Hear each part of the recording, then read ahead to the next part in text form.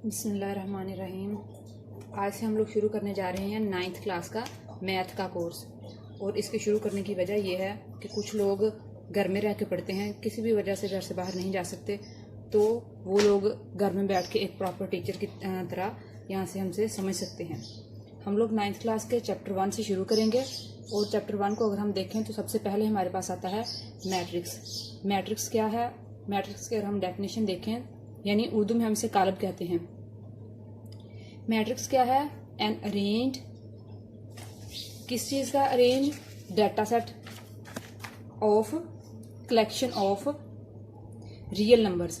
Real number में हम अपनी मर्जी से लेंगे, चाहे आप 1 से लें, 2 से लें, जैसे भी लें, यानी an arrange data set. Arrange अरे उन्होंने कहा है, अरेंज अरे of collection of data sets, जैसे 1 2 3 4 5 6 4 6 9, कोई भी आप कलेक्शन ऑफ एलिमेंट्स ले सकते हैं। ये हमारे पास मिलके एक मैट्रिक्स बनाएंगे। नेक्स्ट हमारे पास है order of A matrix. Order क्या होता है? आपने काउंट करनी होती है कि उसके अंदर कितनी रोज हैं और कितनी कॉलम। उसके लिए हमें पहले समझना पड़ेगा कि रोज क्या है और कॉलम क्या है। रो, ये जो सीधी कतारें हैं, इन्हें हम रोज कहते हैं। ठीक है, तो इस मैट्रिक्स के अंदर अगर हम चेक करें तो हमारे पास कितनी रोज बनती हैं? 1 2 3। तो जब हम इसका ऑर्डर लिखेंगे तो सबसे पहले हम रोज लिखेंगे 3, दरमियान में आप क्रॉस का लफ्ज इस्तेमाल करेंगे। और नेक्स्ट हमने लिखना है कॉलम्स। कॉलम कौन से हैं? ये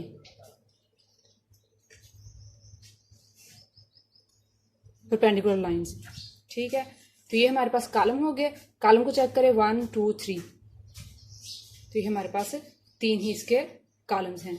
अब रोज और कॉलम कौन सी हैं? जो सीधी लाइनें होती हैं उन्हें हम रोज कहते हैं, और जो ऊपर से आने वाली नीचे वाली लाइनें होती हैं उन्हें हम कॉलम कहेंगे। तो किसी भी मैट्रिक्स का ऑर्डर क्या होता है? नंबर ऑफ रोज। पहले आपने नंबर ऑफ रोज काउंट करते हैं, उनको लिख देना है, दरमियान में क्रॉस, लेकिन हम इसे पढ़ते हैं बाय 3 बाय 3। ठीक है, तो पहले नंबर ऑफ रोज, दरमियान में ये साइन आप इस्तेमाल करेंगे, उसके बाद नंबर ऑफ कॉलम। तो ये हमारे पास हो गया ऑर्डर ऑफ ए मैट्रिक्स। अब नेक्स्ट चीज हमारे पास है इक्वल मैट्रिक्स। 2 मैट्रिक्स इक्वल कब होती हैं? उसके लिए उन्होंने हमें 2 कंडीशंस दी हुई हैं। कौन कौन सी? कि फर्ज करें let a and b be 2 matrix.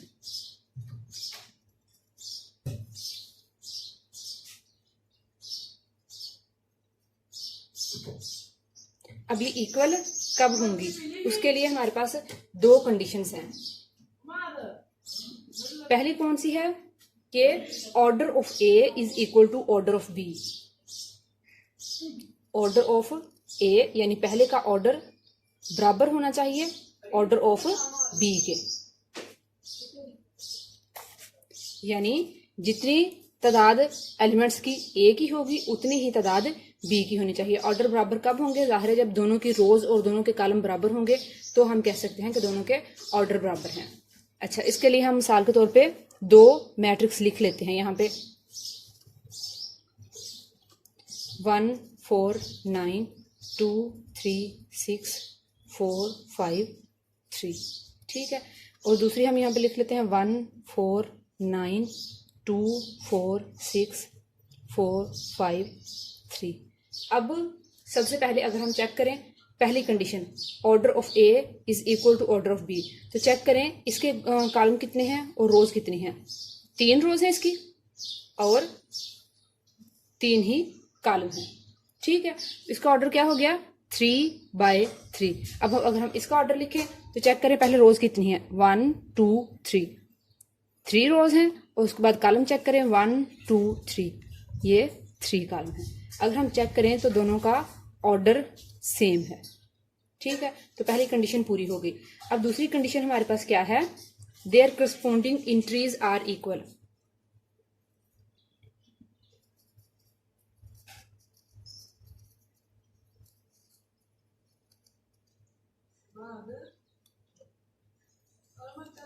Corresponding entries कौन सी होती हैं? ये जो पहली है और इसकी पहली, ये दोनों एक दूसरे की करस्पॉन्डिंग है। ये जो दूसरी है और इसकी दूसरी, ये दोनों एक दूसरे की करस्पॉन्डिंग है। ठीक है, तो पहली कंडीशन तो पूरी होगी कि दोनों के ऑर्डर सेम है। अब हमें नेक्स्ट चेक करना है कि क्या इनकी करस्पॉन्डिंग एंट्रीज भी सेम है।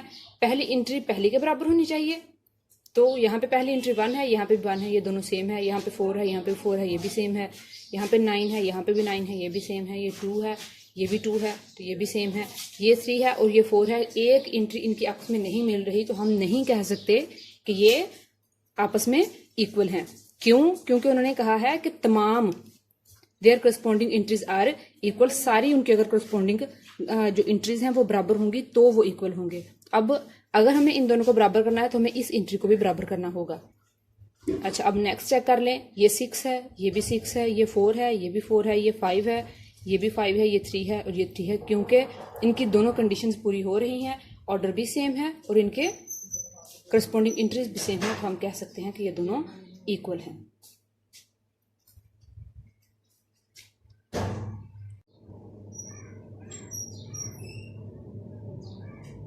अच्छा, अब नेक्स्ट हमारे पास हैं टाइप्स।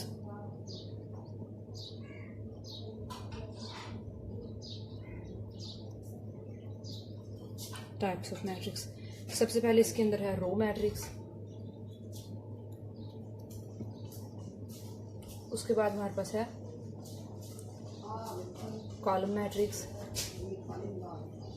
अच्छा, उसके बाद हमारे पास है रेक्टेंगुलर,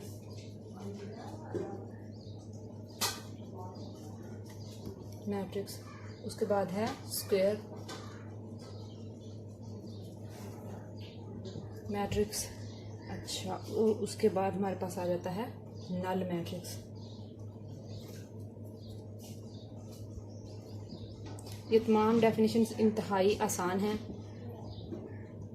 अगर हम सबसे पहले वाले को देखें, एक ऐसा मैट्रिक्स जिसके अंदर सिर्फ एक रो हो, सिंगल रो, ठीक है, तो उसे हम कहेंगे कि ये रो मैट्रिक्स है। 2 5 9 ये हमारे पास रो मैट्रिक्स हो गया। क्यों? क्योंकि इसके अंदर एक रो है, तो हम इसे क्या कहेंगे? Row matrix. कॉलम मैट्रिक्स कौन सा है? A matrix which contains only 1 column. ये हमारे पास कॉलम मैट्रिक्स हो गया, ठीक है।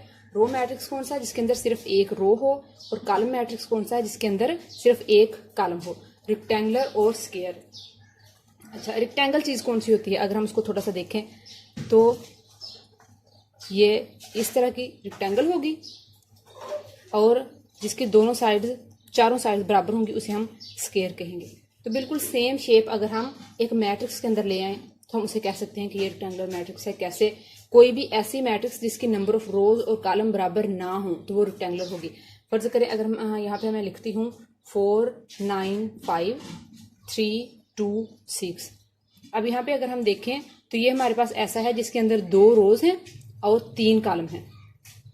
क्योंकि अगर हम इसका ऑर्डर यहाँ पे पहले लिख लेते हैं, ऑर्डर क्या है? यहाँ पे पहले रोज लिखा जाएगा, ठीक है, दरमियान में आप ये अलामत लगाएंगे। उसके बाद कॉलम चेक करें, 1 2 और 3। अब हम क्या करेंगे? इसका कॉलम लिखेंगे। ये इसका ऑर्डर हो गया और ये दोनों सेम नहीं है। क्योंकि ये दोनों सेम नहीं है तो यहाँ पे हम कह देंगे कि ये हमारे पास रेक्टेंगुलर मैट्रिक्स है। अब अगर हम नेक्स्ट देखें स्क्वायर मैट्रिक्स,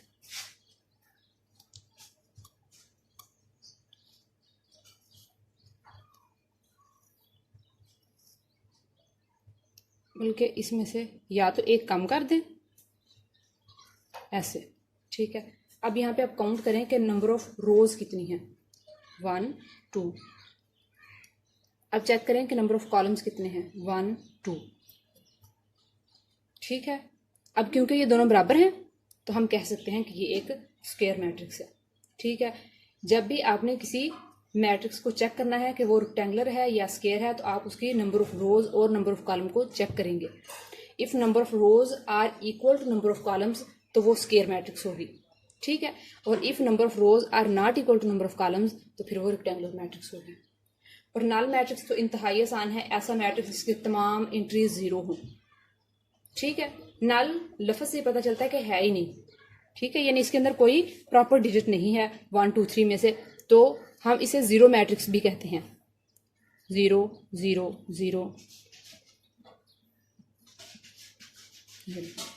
ठीक है। तो ये हमारे पास क्या हो जाएगा? नल मैट्रिक्स हो जाएगा। नल मैट्रिक्स आप इसे लिख लें,